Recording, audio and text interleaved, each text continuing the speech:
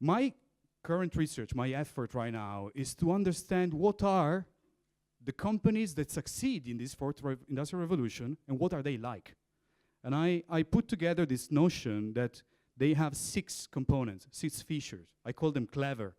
Clever because they're built on collaborative intelligence, which means that none of us individually makes decisions. We make decisions as a crowd, but especially we make decisions by interacting, through an interaction between machines and people. You know, things like Google Maps. Actually, earlier on, to calculate how much fuel it would take to go from Bangalore to Delhi, I used Google Maps. Now, Google Maps recommends also the best way to drive from Delhi to Bangalore. It does so by tracking all the people that actually do drive to Bangalore and finds patterns in their way of driving, because people know much better what's the best way to drive there than the machine ever can.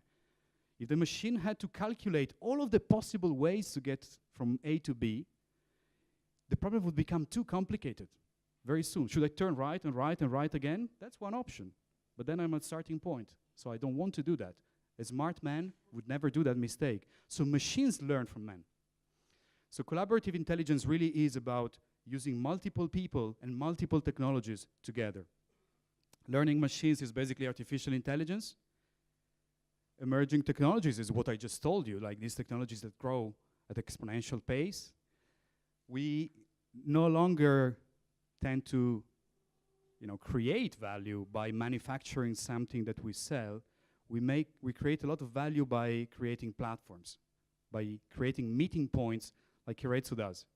Keiretsu brings investors and investees, and the value it creates is by facilitating a value exchange. Facebook does the same, Airbnb, you know all that, right? Ethical leadership is because we know from decades of experience and research that at the end of the day, a company succeeds thanks to its culture, beyond other things, of course. But 2 companies that enter the market at the same time with similar products, the winning one is the one with the most successful culture. And culture is built on values, and values is built on ethics. And your ability as a leader is to develop the values and the culture that will make you succeed. Not like some taxi hailing companies has been doing lately, right? Because that undermines value creation eventually. And the last one is responsive design. It's over. The time when you could sit in your office and come up with a great idea and toss it onto the market and see if it works is really over.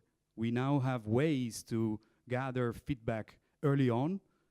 You probably heard of design thinking.